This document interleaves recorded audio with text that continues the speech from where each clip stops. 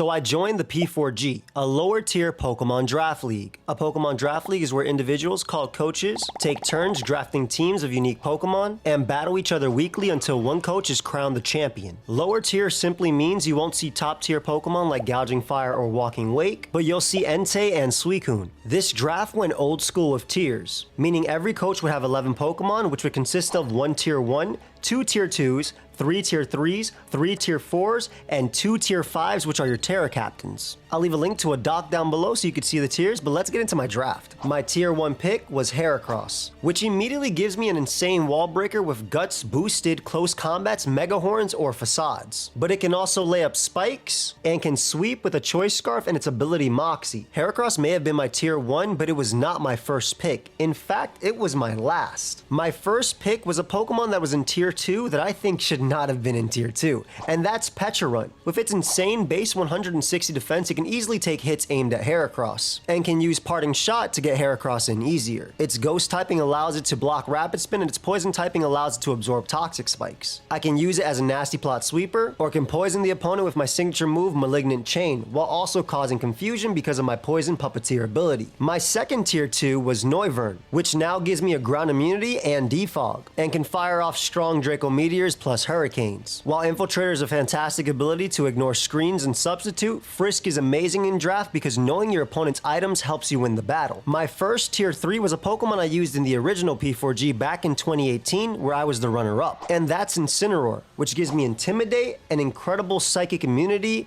a ghost resist, another Parting Shot plus U-turn user, and a fire type that can threaten steel types for Peterrun. This mon's versatility is insane and I'm excited to use it once again. My second tier 3 was Rabombi, giving me a much needed fairy type, a great speed tier, and sticky webs for Heracross. It's also a threatening Quiver Dance sweeper and can even set up dual screens. My last tier 3 was Intellion, giving me a strong offensive water to threaten fire types while still keeping momentum for my team via U-turn. They may have taken focus energy from Intellion, but I'm still hoping for snipe shot critical hits this season. It was time for tier 4s and I needed a steel type, and because this is a lower tier draft league, Pokemon like Skarmory, Corviknight, and Iron Treads were not available, so I decided to take the steel type. Reg Steel provided my team with Stealth Rock, Thunder Wave support, and the nasty Iron Defense plus Body Press combo. It's one of the most consistent Pokemon out there at taking hits, and can deal with most fairy types, which a lot of Pokemon will terastallize into this season. But I wasn't satisfied with one Reggie, so I got 2. My second tier 4 was Regieleki. In a metagame where Regieleki cannot terastallize, it may be seen as not a threat. But I believe that's wrong, because in week 1 of the PPL, another draft league, I lost to it because I failed to bring a ground type. It provides Rapid Spin support and a strong Volt Switch and Thunderbolt, and can become a huge threat next to Pokemon like Intellion getting rid of ground types. Speaking of ground types, I needed one, so my final tier 4 is Quagsire, which gives my team Water Absorb or Unaware, can set up spikes and toxic spikes, as well as Stealth Rock for the team. Peterrun, Quagsire, Reg Steel is a strong defensive core for my squad. So now it's time for my tier 5s, which are my Terra Captains. In Draftly, I think 2 things make a good Terra Captain. Can it be an offensive threat that's hard to switch into, or does changing its typing allow it to be a defensive monster? Well, my first Terra Captain is the offensive threat, and that's Flapple. Yes, Flapple has Hustle, so all its moves will be 80% accurate if I decide to use that ability, but a Choice Band Grav Apple, also lowering your defense, makes it hard for even resistances to switch into, especially if boosted by Terra Grass. And Outrage boosted by Terra Dragon will straight up KO non-fairies. I went with Terra Fire as my last one to help me deal with steel types, but also resist fairy and ice type attacks. My last Pokemon in second Terra Captain was a Pokemon that I've been wanting to use for a long time, and this was inspired by random battles. Cloth is so cool, man. With Regenerator, the ability to set up Stealth Rock and knock off from my opponent's items, I'm really excited to use Cloth. Because I'm a pure rock type, I have to use Terra Rock, but I decided to use Terra Grass to help with setup, and Terra Fairy for its great defensive typing. While Regenerator gives me a defensive pivot, I love the idea of Anger Shell plus Terra, as I'm hoping to get a few Cloth sweeps this season. So that's my team for this season of the P4G. What do you think? Let me know down below, and make sure you subscribe, as battles will be starting next Sunday. Check out all the other coaches down below, and of course, don't worry, we'll be doing Draft League watch-togethers like we always do. See you in the battles.